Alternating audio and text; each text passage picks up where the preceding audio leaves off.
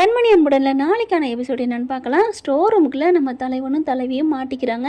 எனக்கு ஒரே ஒரு கேள்விங்க, ஸ்டோர் ரூமு அதுவும் பெரிய ஹோட்டல், அங்கே எவ்வளோ நீட்டாக இருக்கும், அதுக்குள்ளே எலி இருக்குதா, கரப்பாம்பூச்சி இருக்குதா, என்னங்க கதை விடுறாங்க? எலியெல்லாம் விட்டால் ஒரு பொருள் விட்டு வைக்குமா?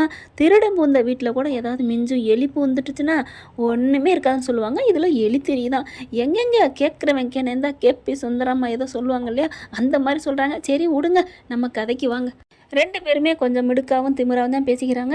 இன்னைய சீனில் பார்த்தீங்கன்னா நம்ம அன்பு கொஞ்சம் இறங்கி வர மாதிரி தான் தெரியுது. பசியில் இருக்கிறது எனக்கு பிடிக்கல, இந்த சாப்பிடலாம் கொடுக்குறாரு. ஆனால் நம்ம மேடம் தான் அப்படின்னு உச்சாணி கும்பல இருக்காங்க. ஏன்னா அவங்க எந்த தப்புமே செய்யலையாம், அதனால அவங்க உச்சாணி கும்பல இருக்காங்களா. தப்பு செய்யலைன்னா கர்வம் இருக்குன்னு சொல்லுவாங்கள்ல, அந்த மாதிரி தான்.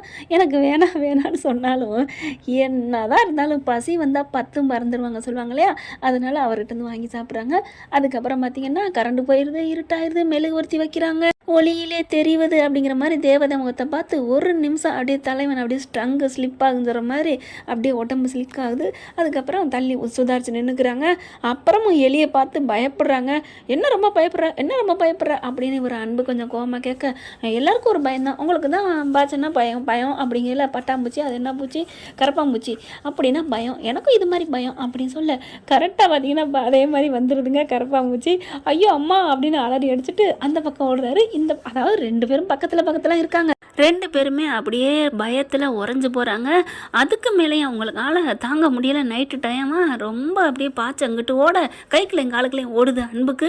அப்படியே அலறி அடிச்சுட்டு கண்மணி அப்படின்னு ஓடி போய் கட்டி பிடிச்சிக்கிறாரு. என்னமோ சொன்னீங்க, பாச்சன்னா பயம் இல்லைன்னா எப்போ என்னம்மா அப்படி சொல்ல, சரி கண்மணி விடு கண்மணி, ஏதோ தெரியாமல் சொல்லிட்டேன், அதுக்காண்டி நீ இப்படிலாம் சொல்லுவியா, எனக்கு நடுக்கமாக வருது கண்மணி அப்படிங்கிற பாய்ச்ச மறுபடியும் அதுதான் எங்கிட்ட வேணாலும் ஓடும் இல்லையா, அப்படியே மேலே ஏற ஐயோ அம்மா அப்படின்னு தள்ளி விட்டுட்டு இறுக்கிய கண்மணியை கட்டி பிடிச்சிக்கிறாருங்க.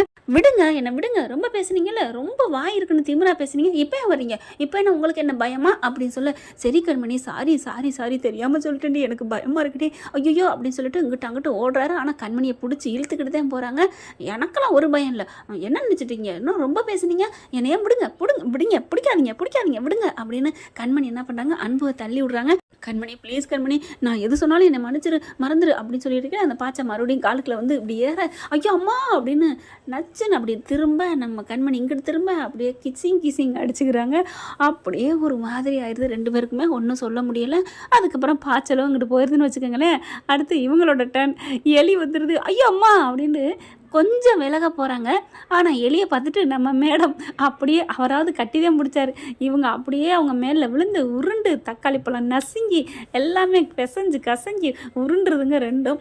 அதுக்கப்புறம் ஐயோ எலி அம்மா போயிடாதீங்க அன்பு ப்ளீஸ் அன்பு, நான் மட்டும் எத்தனை வாட்டி மன்னிப்பு கேட்டேன், நீ கேட்டியாடி, நீ கேட்காம நான் ஏன்டி ஒன்றை கட்டி பிடிக்கணும் அப்படின்ட்டு ஐயோ நான் தான் உன்னை தொட்டா பிடிக்காத கண்மணி, தள்ளிக்க ஐயோ என்னங்க போகாதீங்க அப்படின்னு சொல்லிட்டு இருக்கையை கட்டி பிடிச்சிட்டு என்னங்க ப்ளீஸுங்க, நான் என்ன பேசியிருந்தாலும் மன்னிச்சுக்கோங்க, கோச்சுக்காதீங்க அப்படின்னு சொல்லிட்டு இருக்கையை கட்டி பிடிக்க அப்படி வாடி வலிக்கும் அவளை அப்படின்னுட்டு பேசிக்கிட்டு கீழே பார்த்தா பாய்ச்ச மறுபடியும் வந்துடுதுங்க கரப்பாம்பூச்சி. ஐயோ வந்துருச்சே ரெண்டுமே அப்படின்னு இருக்கையை கட்டி பிடிச்சிக்கிறாங்க. காலையில் பார்த்தா விடிஞ்சிருதுங்க. அப்படியே அதுக்கு தூங்கி போயிடுதுங்க.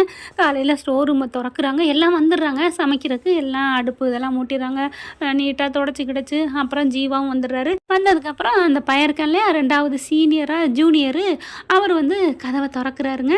கதவை திறந்தா அதிர்ச்சி ஆகுறாரு. இது நல்லா நைட்டு ஃபுல்லாக தூங்கலையா, அதனால ஒருத்தர் அப்படியே இருக்கையை கட்டி பிடிச்சிட்டு சாஞ்ச வாக்கில் கிடக்குறாங்க. ஐயோ அப்படின்னு கத்த எல்லாரும் வர்றாங்க. என்னாச்சுன்ட்டு இந்த ஆள் கத்தனோன்னே அதுங்களும் கண்ணை முழிச்சிருதுங்க. ஐயோ அப்படின்னு சொல்லிட்டு எந்திரிக்க, என்னாச்சு அன்பு, என்ன கண்மணி அப்படின்னு ஜீவா வராங்க. எல்லாருமே வந்துடுறாங்க. என்னங்க ஸ்டோர் ரூமில் கிடக்குறீங்க, என்னாச்சு அப்படியே பார்க்குறாங்க. எல்லாம் உருண்டு தலகுதான் கிடக்குது, பழங்கலங்கள்லாம் நசுங்கி போய் கிடக்கு. என்னப்பா ஒரு படத்தில் அம்மாடி பாட்டில் கிடக்குற மாதிரி கிடக்க, என்ன விஷயம், தேன்மொழி இருக்குது, அபர்ணா வந்துடுறாங்க, எல்லாரும் வந்துடுறாங்க, பார்க்குறாங்க. அப்போ நைட்டு ஃபுல்லாக இங்கேருந்து இருந்தீங்களா அப்படிங்கிற கண்மணி என்ன பண்ணுறாங்க, இல்லை நைட் நான் அது காய்கறி ஸ்டோர் ரூமில் சரி பார்க்கத்தான் வந்தேன் அப்படின்னு 2 பேரும் சொல்ல, அப்போ எங்களுக்கு ஃபோன் பண்ணி கேட்டுக்கலாமே, என் ஃபோன்லாம் அங்கே பாருங்கள் வெளியில் இருக்கே அப்படின்னு சொல்ல, சரி வேறு வழி இல்லை அப்படின்னு சொல்லிட்டு ஒரு மாதிரியாக ஜீவன் நினைக்கிறாரு. அதுக்குள்ளே அவன் ஜெஃப் என்ன பண்ணுறான், என்னம்மா என்ன நினச்சிட்ருக்க, என்ன ராத்திரி ஃபுல்லாக அவனோட இருந்த அப்படின்னு சொல்ல அப்படியே முறைக்கிறாங்க. ஏன் என்ன நம்ம ஸ்டோர் ரூமில் நான் இருந்தேன், அதில் என்ன இருக்குது? இல்லை அதனால் ஒன்றும் இல்லை. சரி சரி, நீங்களாம் தப்பு பண்ணால் ஒன்றும் இல்லை, நாங்கள் பண்ணால் தான் கொடை பிடிப்பீங்க அப்படின்னு சொல்லிட்டு ஒதுங்க. ஹலோ, என்ன நாங்கள் இப்போ தப்பு பண்ணோம்? தெரியாமல் எங்களை யாரோ வச்சு பூட்டிட்டாங்க, நாங்கள் என்ன தப்பு பண்ணோம் அப்படின்னு கத்துறாங்க கண்மணி. உடனே ஜீவா சரி சரி விடுங்க பொறுமை, ஏன் கத்துறீங்க அப்படின்னு சொல்லிட்டு. ஆனால் கண்மணி அன்பு கொஞ்சம் ஒரு மாதிரியாக நல்லா ஒன்று சேர்ந்துறாங்கன்னு தான் சொல்லணும். ஆனால் பார்த்தீங்கன்னா இதுங்கிட்ட போன கையோட, ஏய் பாத்தியாடா, பாரு நேற்று வந்தவ நல்ல பணக்காரனை பார்த்து வளைச்சி போட்டு இங்கே ஹோட்டலில் பார்ட்னர் ஆனா, இப்போ நல்லா கொழுக்கு மொழுக்குன்னு இருக்கேன் ஒருத்தன், செஃப்பாக வேற இருக்கேன், அவனையும் கைக்கில் போட்டுக்கிட்டா நல்லா ஆளலாம் வாழலான்ட்டு நைட்டு ஃபுல்லாக இருந்திருக்காளே, அவள் தப்பானவளாக இருப்பாளோ அப்படின்னு பேச. இருக்கலாம் அப்படின்னு எல்லாத்தையும் கேட்டுட்டு அன்பு செம்ம காண்டாடுறாரு, பயங்கரமாக கத்துன கையோட திரும்புகிறாங்க. ஐயோ கேட்டிருப்பானோ அப்படின்னு சொல்லையில் எல்லாம் வந்துடுறாங்க. என்னடா நினச்சிட்டு இருக்கேன்னு சட்டையை பிடிச்சிடுறாருங்க. பிடிச்சி பலார்னு கொடுக்க ஜீவா வந்து அன்பு, என்ன அன்பு இப்படி பிடிக்கிறீங்க, அவர் நம்ம ஹோட்டலில் எவ்வளோ நாளாக வேலைக்கு இருக்காரு அப்படி இப்படின்னு மறிக்கிறாங்க. அவன் என்ன வார்த்தை கேட்டான் தெரியுமா அப்படின்னு சொல்லிட்டு அன்பு கத்த. என்னப்பா கேட்டேன்? என்னதான் அப்படி கேட்டார்? என்னதான் நீங்கள் கேட்டீங்க அன்பு, அப்படி என்ன கேட்டார் அப்படின்னு ஜீவா கத்த. அபர்ணா பார்க்குறாங்க. சரி, அவங்கள இவங்க கேட்டால் உங்களுக்கு ஏன் கோவம் வருது, நீங்கள் ஏன் இப்படி கத்துறீங்க? அபர்ணாவுக்கு அவள் ஆளு நினச்சிட்டு அவள் வகிரது. அப்படியே பார்க்குறாங்க கண்மணி. என்ன சொன்னார் இந்த ஆளு அப்படின்னு அன்புகிட்ட கண்மணி கேட்க, சொல்லுங்க அன்பு சொல்லுங்க அப்படின்னு ஜீவாலேருந்து கேட்க, அப்படியே பார்க்குறாரு. கண்மணி தப்பானவளாம் அப்படின்னு சொல்ல, அப்படியே கண்மணி பார்க்குறாங்க. என்ன அன்பு சொன்னா அப்படின்னு கேட்க செம்ம கோவம் வந்துடுது. நடந்ததை அப்படியே சொல்ல செம்மையா கண்மணி கோவம் வந்து, அவள் கண்மணி நேர்மைக்கு பொங்கி எழுதுறவங்க நம்ம கண்மணி சும்மா விடுவாங்களா என்ன? அடி பலார்னு கொடுக்க, இங்கே பாருமா என்னம்மா ரொம்ப அடிக்கிறியா அப்படிங்கிற ஜீவா வர்றாரு. சரி இருங்க, நீங்கள் இப்படிலாம் ஒரு பொண்ணை பற்றி பேசலாமா? இல்லை சார், நாங்கள் சும்மா உள்ளுக்குள்ளே இருந்தாங்களே, என்ன நடந்திருக்குமோ ஏது நடந்திருக்குமோன்னு கேட்டோம், அவ்வளவுதான். அவன் அதை மட்டும் சொல்லலை, எல்லாம் முடிஞ்சிருச்சுன்னு எப்படி தெரியுமா பேசினா அப்படின்னு கேட்க. சரி விடுங்க அப்படிங்கிற. ஏன் அந்த பொண்ணை பற்றி பேசினா உங்களுக்கு ஏன் கோவம் வருது, அவள் என்ன உங்கள் பொண்டாட்டியா அப்படின்னு கேட்க.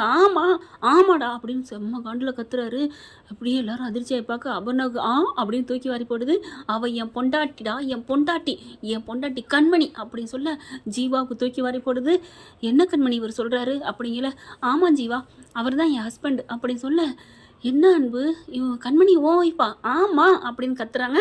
எந்த புருஷனுக்கு தான் பொண்டாட்டியை பற்றி தப்பாக சொன்னால் கோவம் வராது அப்படின்னு சொன்னோன்னு அவங்கெல்லாம் ஆடி போகிறாங்க. பொண்டாட்டி புருஷனாமே அப்படின்ட்டு மனசுக்குள்ளே இருந்தாலும் தைரியத்தை வர வச்சு, அப்புறம் நீங்கள் யாருமே தெரியாத மாதிரி நடந்துக்கிட்டீங்க, எங்களுக்குள்ள ஒரு சின்ன வருத்தம், அதனால நாங்கள் கோச்சிக்கிட்டு இருக்கிறோம், அவ்வளோதான். அதுக்காண்டி என் பொண்டாட்டியை பற்றி தப்பாக சொன்னால் நான் விட்டுருவேனா? அவன் நெருப்புடா, அவளை பற்றி சொல்கிறக்கு நீலாம் யாருடா அப்படின்னு சும்மா கண்மணி காண்டி விட்டு விளாசுறாரு. வக்காலத்தை அப்படி வாங்குறாரு. வாங்க நம்ம கண்மணி பிள்ளை அப்படியே அன்புவை பார்க்குது. அட, நம்ம மேலே இவ்வளோ நம்பிக்கை, இவ்வளோ காதல் வச்சிருக்காரா? சே, நம்ம தான் அவரை தப்பாக புரிஞ்சுக்கிட்டோமோ. இவரோட காதலுக்கு முன்னாடி மன்னிப்பு, ஒரு மன்னிப்பு என்ன 1000 மன்னிப்பு கூட இவ பாட்டிக்கிட்ட கேட்கலாமே அப்படின்னு மனசார நினைக்கிறாங்க. அதுக்கப்புறம் ஜீவா வந்துட்டு சரி விடுங்க, இனிமேல் இப்படிலாம் பேசாதீங்க அப்படின்னு சொல்லி சமாதானப்படுத்துகிறாங்க. அப்புறமா கண்மணியும் ஜீவாவும் பார்த்து பேசுகிறாங்க. ஏன் கண்மணி, உன் ஃப்ரெண்டு தானே, நான் மனசு விட்டு சொல்லக்கூடாதா இவன் தான் என் புருஷன்னு? இல்லை, நாங்கள் சண்டையாக இருந்தோம், அதான் சொல்லலை. என்ன நீங்கள் 2 பேரும் சின்ன பிள்ளைத்தனமாக நடந்துக்கிறீங்க, சின்ன பிள்ளைங்க தான் சண்டைன்னா பொசுக்குன்னு கோவம் வரும், ஏன் அன்பு? இல்லை மன்னிச்சிருங்க ஜீவா அப்படிங்கிறாங்க. சரி விடுங்க, இப்போ வேலையை பார்க்கலாமா அப்படிங்கிற வேலை பார்க்க போகிறாங்க. ஆனாலும் கண்மணி அன்பு அப்படியே ரொமான்சிக்காக பார்க்குறாங்க. கிட்டக்க வராங்க. அன்புகிட்ட வந்துட்டு தேங்க்ஸ் அன்பு அப்படின்னு சொல்ல. எதுக்கு தேங்க்ஸு? இல்லை எனக்கா நீங்கள் பேசுனதுக்கு தான் அப்படின்னு சொன்னோன்னே டக்குன்னு அந்த ஒரு இது வரும் பார்த்தீங்களா, ஈக்கொண்டு. உனக்கா ஒன்றும் இல்லைம்மா, அதே இடத்துல எந்த பொண்ணு இருந்தாலும் நான் அப்படி தான் சொல்லியிருப்பேன் அப்படின்னு திரும்ப. அப்படி தான் சொல்லியிருப்பீங்களா அப்படின்னு சொல்லிட்டு காதை பிடிச்சி திரும்ப. ஐயோ கண்மணி விடு அப்படின்னு சொல்லிட்டு அப்படியே கொஞ்சுறாங்க. என்ன ஃப்ரெண்ட், இப்படி போனால் நல்லா தானே இருக்கும், பார்க்கலாம் என்ன நடக்க போகுதுன்னு. Thank you friends. இந்த வீடியோ உங்களுக்கு பிடிச்சிருந்தா தயவு செய்து லைக் பண்ணுங்க. இன்னும் அப்டேட்ஸ்க்காக சேனலை சப்ஸ்கிரைப் பண்ண மறக்காதீங்க. நம்ம கிட்ட இருக்க எல்லா சேனல்ஸோட லேட்டஸ்ட் வீடியோ அப்டேட்ஸ்க்காக மேல ரைட் சைடுல காட்டுற லிங்கை கிளிக் பண்ணி வாட்ஸ்அப் குரூப்ல ஜாயின் பண்ணுங்க. உங்களிடம் விடைபெறுவது நான் உங்கள் மெஹர்.